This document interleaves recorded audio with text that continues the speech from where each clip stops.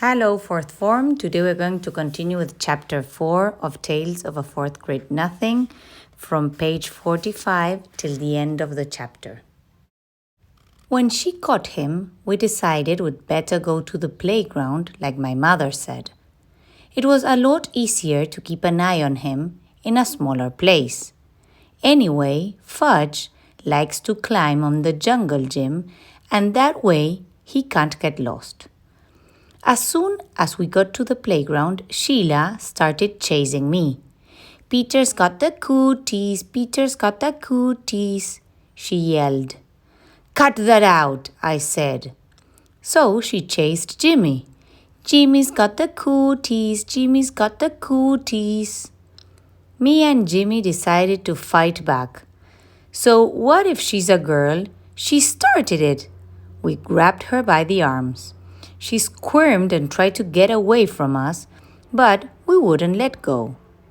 We hollered really loud, "Sheila's got the cooties, Sheila's got the cooties."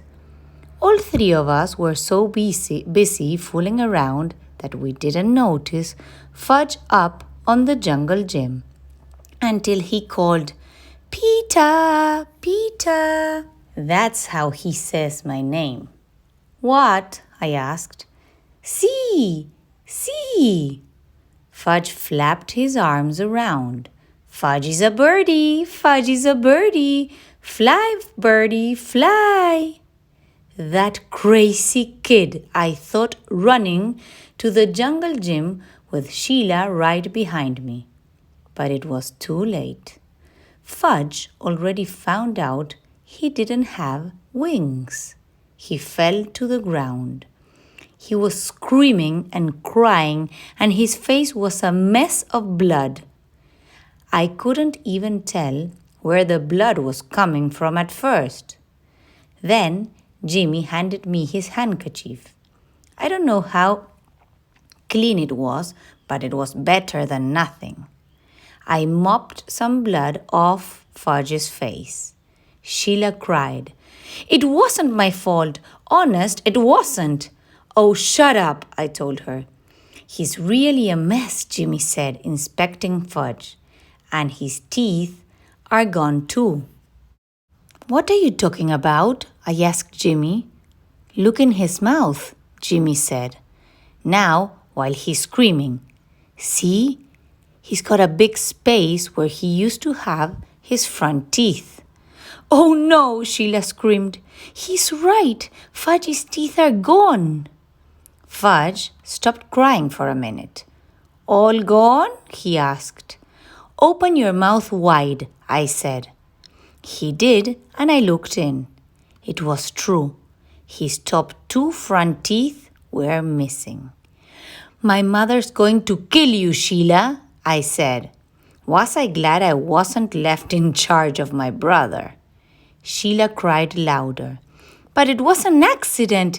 He did it himself. "You better find his teeth," I said. "Where should I look?" Sheila asked. "On the ground, stupid."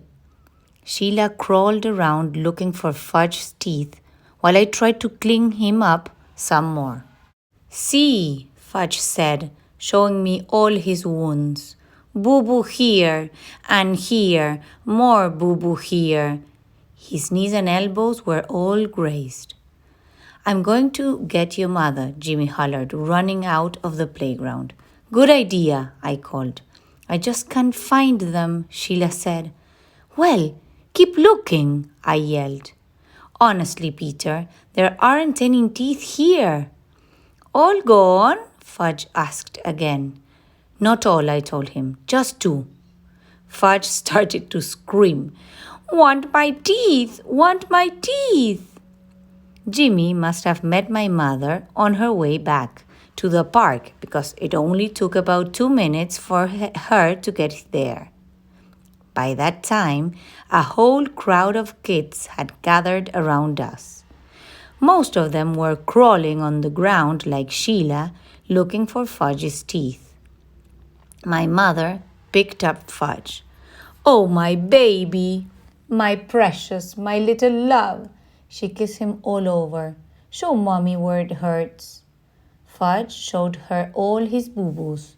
Then he said, All gone! What's all gone? My mother asked. His top 2 front teeth, I said. Oh no, my mother cried. Oh, my poor little angel. Sheila sniffed and said, I just can't find them, Mrs. Hatcher. I've looked everywhere, but Fudge's teeth are gone. He must have swallowed them, my mother said, looking into Fudge's mouth. Oh, Mrs. Hatcher, how awful. I'm sorry. I'm really very sorry, Sheila cried. What will happen to him?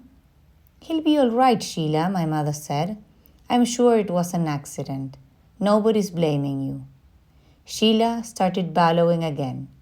My mother said, Let's go home now. I thought my mother was being pretty easy on Sheila.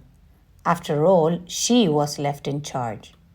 When we got home, Mom washed Fudge's cuts and scrapes with peroxide. Then she called Dr. Cone. He told her to take Fudge to our dentist. So my mother called Dr. Brown's office and made an appointment for the next day.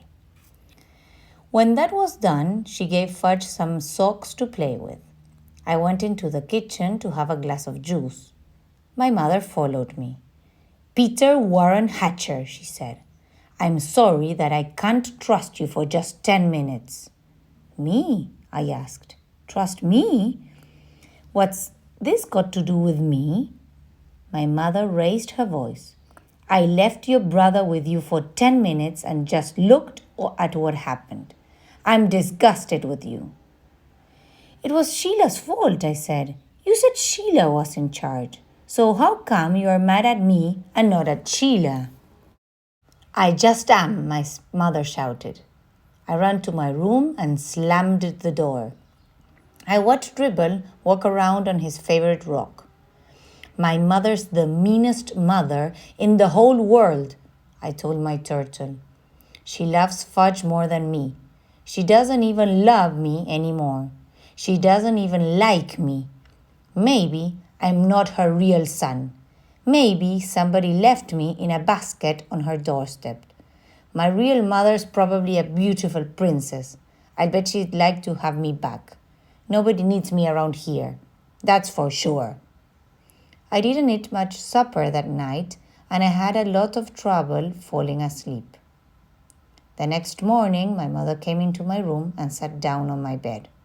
I didn't look at her. Peter, she said. I didn't answer. Peter, I said some things yesterday that I didn't really mean. I looked at her. Honest? I asked. Yes, you see, I was very upset over Fudge's accident, and I had to blame somebody. So I picked on you. Yes, I said. You sure did. It wasn't your fault, though. I know that. It was an accident. It could have happened even if I had been in the playground myself. He wanted to fly, I said. He thought he was a bird. I don't think he'll try to fly again, my mother said. Me neither, I told her. Then we both laughed, and I knew she was my real mother after all.